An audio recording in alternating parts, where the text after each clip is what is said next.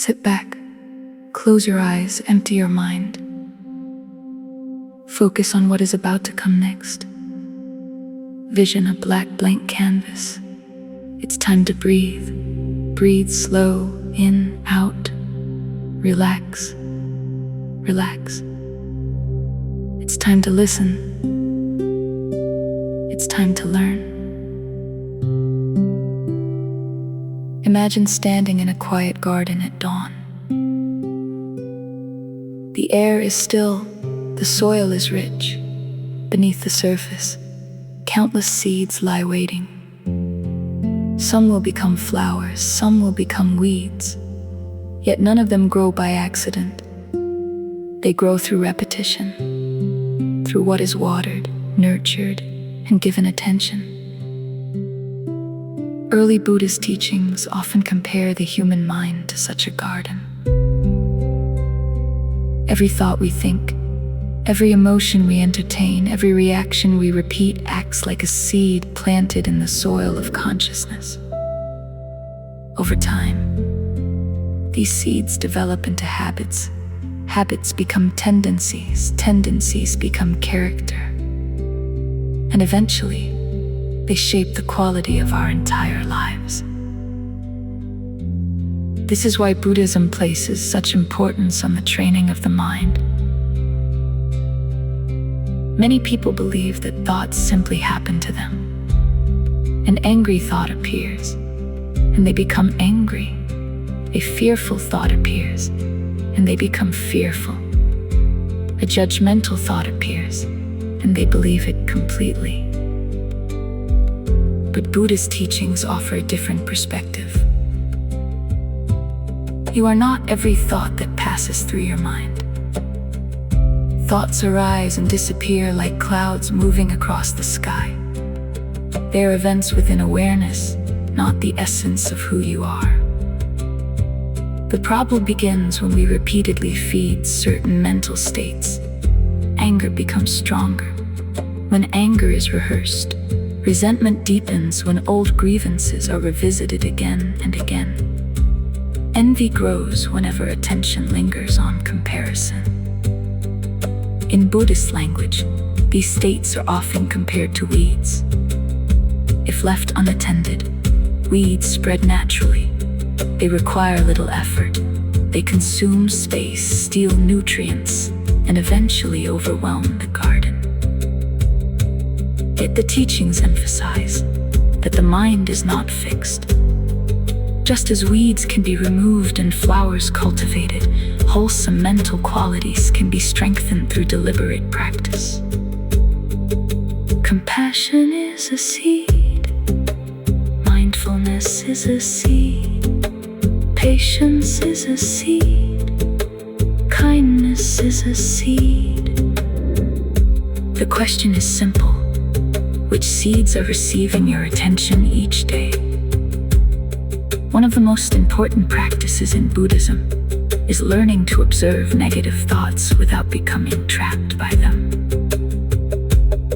When anger appears, there is no need to suppress it. When fear appears, there is no need to fight it. When jealousy appears, there is no need to condemn yourself. Instead, simply notice, observe the thought, recognize its presence. Allow it to exist without identifying with it. A thought may say, "I am angry." Mindfulness gently responds, "Anger is present." That small shift changes everything. Rather than becoming the emotion, you become the observer of the emotion. This creates space, and within that space, a choice becomes possible. Instead of feeding the unwholesome state, Buddhist practice encourages replacing it with an intentional state of goodwill. Not because negativity is evil, not because difficult emotion should be denied, but because whatever the mind repeats becomes easier to repeat again. Neuroscience now echoes what contemplatives discovered centuries ago. Repeated mental patterns strengthen themselves. The pathways we travel most often become the pathways we naturally follow. For this reason, many Buddhist traditions teach loving-kindness meditation. The practice is simple.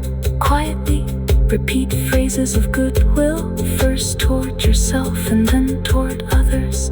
May I be well, may others be well, may all beings be at peace. At first, the words may feel mechanical. The heart may not fully believe them. Yet the purpose is not instant transformation. The purpose is training. Just as a gardener waters seeds long before flowers appear, practitioners cultivate wholesome states long before dramatic changes become visible. Day after day, month after month, year after year, slowly the inner landscape begins to change. Reactions soften, patience grows, compassion arises more naturally. Old habits lose some of their power. The weeds do not disappear overnight, but they no longer control the entire garden. According to Buddhist teachings, lasting transformation is not achieved through a single insight or moment of inspiration. It comes from repetition, from consistently choosing awareness over reactivity, kindness over hostility, compassion over judgment, again and again. Because in the end, the mind becomes what it practices. The mind becomes what it repeats. And every thought you nurture today is helping create the person you will become tomorrow. Thanks for listening. Feel free to share. No need to like or subscribe. Hopefully, you'll come back and listen again, so as to appreciate, learn to reflect, a pathway to a more positive and Buddhist way.